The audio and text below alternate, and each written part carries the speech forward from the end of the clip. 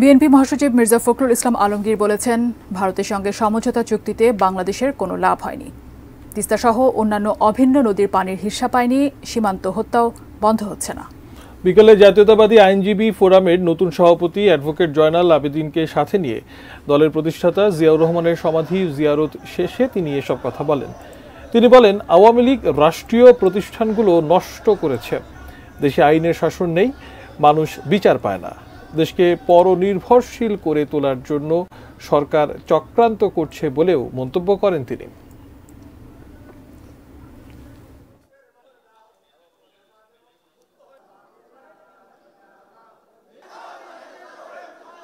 প্রতারণার আশ্রয় নিয়ে বাংলাদেশের মানুষকে তারা বোকা বানানোর চেষ্টা করছে।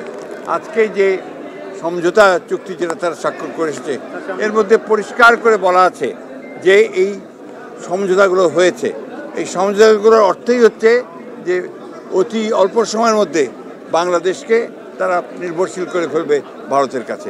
আমরা যেটা বলছি সেটা আমরা সত্য কথা বলছি, আমরা কোনো ষড়যন্ত্রের কথা বলছি না। আমরা বলছি সরকারি এই অবৈধ সরকার তারাই আজকে চক্রান্ত করছে যে বাংলাদেশকে পরনির্ভরশীল করে ফেলা।